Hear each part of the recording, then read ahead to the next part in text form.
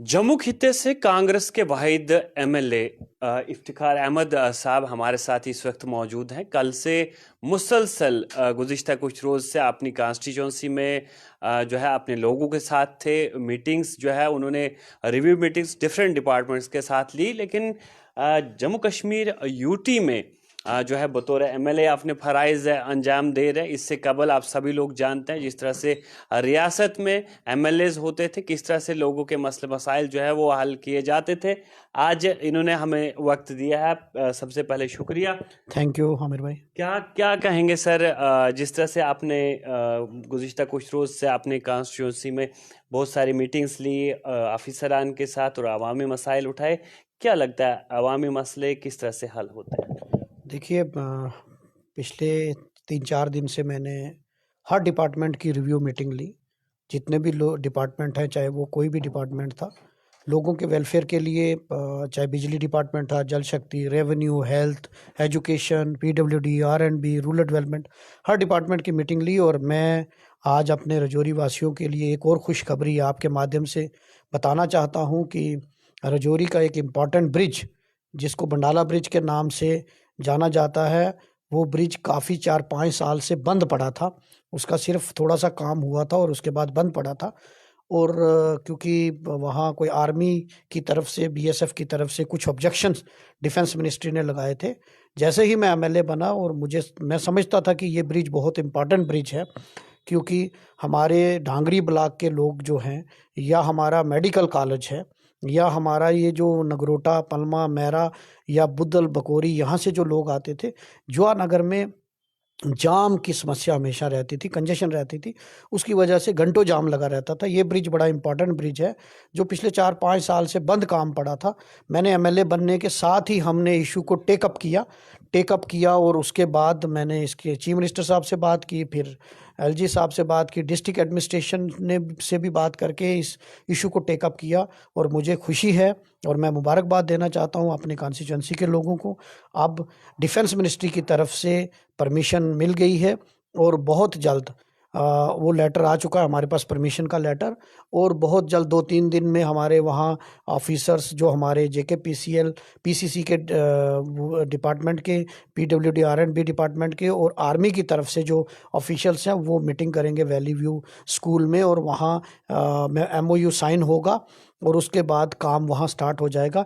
इस ब्रिज के बनने से ये एक अल्टरनेट रूट होगा, जो काफ़ी तादाद में लोगों को फ़ायदा होगा। और जो रजौरी शहर में एक कंजेशन थी, इस कंजेशन को, क्योंकि लोगों में जब इलेक्शन कितने कैंपेन, इलाके वहाँ जो है इसकी गिरदनवा में जुड़े हैं जिनको फायदा होने वाला? देखिए, जब मैं इलेक्शन कैंपेन में भी लोगों में गया तो लोगों ने कहा जी इस ब्रिज को का काम स्टार्ट करवा दीजिए, हमें बड़ी दिक्कत है।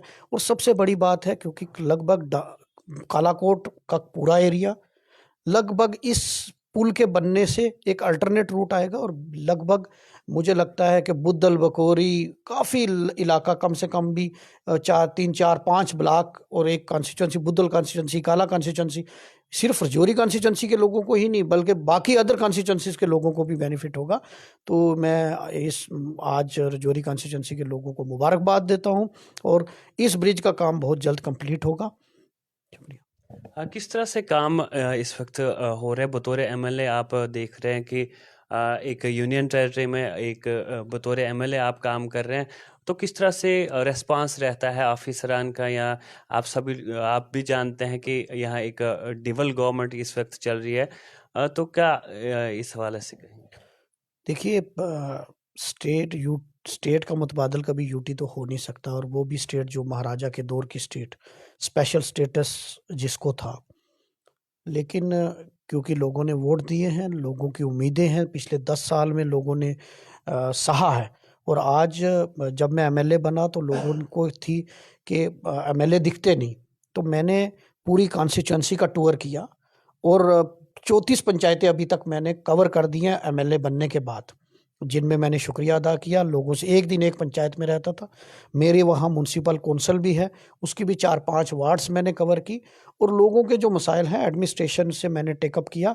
और मुझे लगता है हमारे जो मेरी खासकर कॉन्स्टिट्यूंसी के ऑफिसर हैं मेरी डिस्ट्रिक्ट के, वो बहुत ही कॉम्पिटेंट और बड़े कोऑपरेटिव हैं। और जो भी मैंने इश्यूज उनसे टेकअप किया लोगों के मुतल्लिक, उन्होंने रिस्पॉन्ड किया।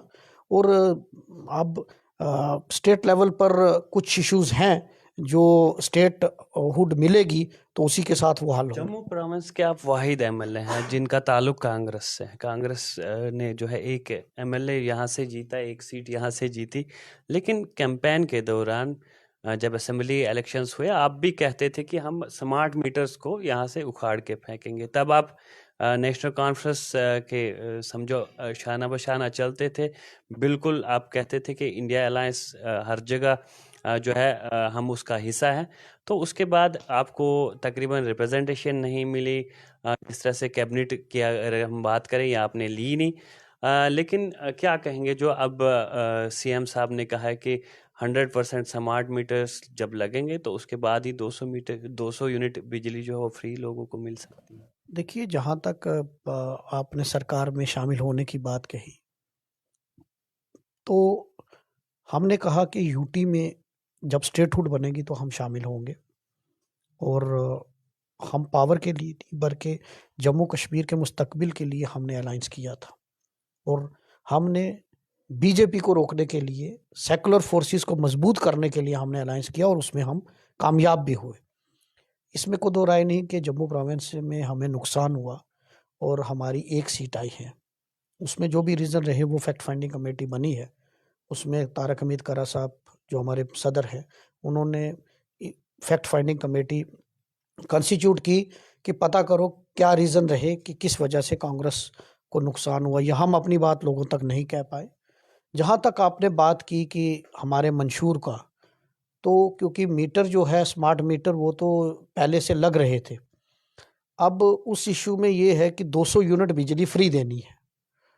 तो फ्री जब 200 यूनिट देनी है तो मेजर करने के लिए कुछ तो चाहिए। आपके लीडर्स तो तब लोगों को कहते थे कि हम स्मार्ट मीटर्स को उखाड़ के फेंकेंगे। नहीं, वो देखिए स्मार्ट मीटर का जो इशू है, जब 200 यूनिट बिजली फ्री देनी है तो उसके लिए जरूरी है कुछ तो मेजर करने के लिए चाहिए।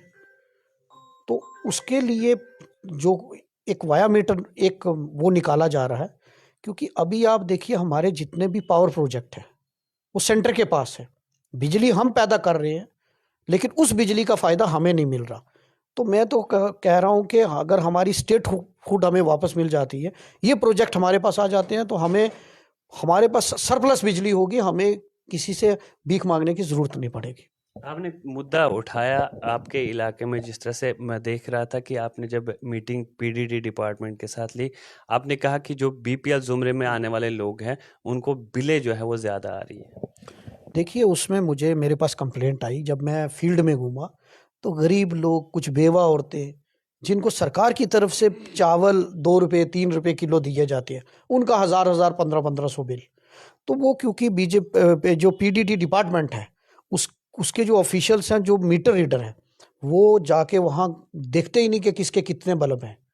वो तो एक रैंडम डालते हैं अपना टारगेट पूरा करने के लिए। मैंने हदायत दी है कि घर टू घर जाओ, जितनी कंजप्शन है, अगर किसी ने 3 बल्ब लगाए हुए, वो बेचारा गरीब आदमी है, उसको आपने 1500 का बिल थमा दिया, वो कहाँ जाएगा? एक बेवा औरत है, उसको बिल आपने 1500 2 हज़ार दे दिए। तो वो मैंने उनको कहा है और इंशाल्लाह मेरा मकसद है लोगों को सहूलियात देना।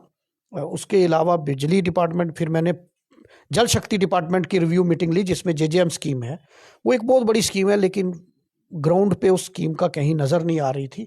तो हमने ऑफिशियल्स के साथ बैठ के, इंजीनियर्स के साथ बैठ के, JEE एक्शन, हमने टारगेट फिक्स किया है कि कौन सी स्कीम कितनी देर में कंप्लीट करनी है और उनको मैंने टारगेट दे दिया। फिर मैंने PWD R&B उनकी हमने मीटिंग ली, RDD की मीटिंग मैंने ली। उसमें मैंने रूरल डेवलपमेंट के कौन कौन से काम हैं, मनरेगा के काम लोगों को मिल रहे हैं या नहीं मिल रहे, ये सारी स्कीम्स जो हैं लोगों तक पहुंचने के लिए। और सबसे इंपॉर्टेंट जो एग्रीकल्चर एंड अलाइड डिपार्टमेंट, इसकी कोई बात ही नहीं करता। और मैं आपको बताऊं आमिर भाई कि बहुत सारी स्कीम ऐसी है जिसमें लोगों को एग्रीकल्चर, क्योंकि हमारी स्टेट में ऐसा कौन सा आदमी है जो agriculture, horticulture, sheep husbandry, animal husbandry के साथ ना जुड़ा हो, लेकिन लोगों को स्कीम्स का पता ही नहीं है। तो मेरी रिव्यू मीटिंग लेने का पर्पस था कि उन स्कीम को हम अवेयरनेस कैंप ऑर्गेनाइज करें ताकि लोगों को पता चल सके और लोगों तक वो स्कीम पहुंचे, ताकि उस स्कीम का लोगों को बेनिफिट मिल रहे। और सरकार का यानी जिस तरह से हम डिवल गवर्नमेंट की बात करते हैं, ऑफिसरान का किस तरह से रेस्पॉन्स रहता है? देखिए, मेरे साथ मेरी कॉन्स्टिट्यूंसी के ऑफिसर्स तो बहुत अच्छे हैं और कुछ जगह दिक्कतें हैं, लेकिन मैं समझता हूँ क्योंकि स्टेटहुड मिल जाए और दिल्ली केंद्र सरकार को अपना वादा पूरा करना चाहिए, होम मिनिस्टर और प्राइम मिनिस्टर को। और मैं बीजेपी के एमएलए से भी कहूँगा कि आपको क्या स्टेटहुड नहीं चाहिए, आपको जम्मू के लोगों को जवाब देना चाहिए कि आपको स्टेटहुड के लिए आप एक आवाज़ नहीं उठा रहे हैं, तो क्या आप स्टेटहुड के खिलाफ हैं? ये मेरा सवाल है आपके माध्यम से बीजेपी के 28 एमएलए से। जिस तरह से बेरोजगारी की हम बात करेंगे, जम्मू कश्मीर में आप देख रहे हैं 32% नौजवान जो है वो बेरोजगार हैं। क्या आगे लाए अमल रहेगा? क्या बेरोजगारों की बात होगी? क्या अनएम्प्लॉयमेंट को ख़त्म किया जाएगा? देखिए, बेरोजगारी बहुत एक बड़ा समस्या है। 370 हटने का सबसे बड़ा तोहफा जो केंद्र सरकार की तरफ से हमें दिया गया, वो बेरोजगारी की शक्ल में दिया गया। क्योंकि पहले जहां हमारी रियासत अनएम्प्लॉयमेंट में दूसरे या तीसरे नंबर पर थी कि मतलब हम एम्प्लॉयमेंट हमारे, अब हमारी 26 नंबर पर चली गई है कि हम 26 नंबर पर, हमारी 26 नंबर पर थे अनएम्प्लॉयमेंट, अब पहले नंबर पर आ गए। और इंडस्ट्रीज बंद होगी, हमारा कोई काम नहीं हुआ। अब पिछले 10 साल का जो ज़ख्म है उनको भरने में समय लगेगा, लेकिन इसमें हम रिक्रूटमेंट पॉलिसी लाएंगे। सरकार वचनबद्ध है और हमें जैसे ही स्टेट उठाती है, क्योंकि यूटी में तो हर चीज़ आपको सेंटर से पूछ के करनी, और उनका क्या रवैया है वो आप जानते हैं। लेकिन मैं उम्मीद करता हूं कि वो सिर्फ जम्मू कश्मीर की ज़मीनों से प्यार नहीं करेंगे, वो जम्मू कश्मीर के लोगों से भी प्रधानमंत्री और होम मिनिस्टर प्यार करेंगे और जम्मू कश्मीर को लोगों का दर्द भी समझेंगे और यहाँ के बेरोज़गार नौजवानों का दर्द भी समझेंगे और यहाँ स्पेशल रिक्रूटमेंट ड्राइव चलाएंगे ताकि बेरोज़गार नौजवानों को रोज़गार मिल सके। बहुत शुक्रिया। Thank you so much.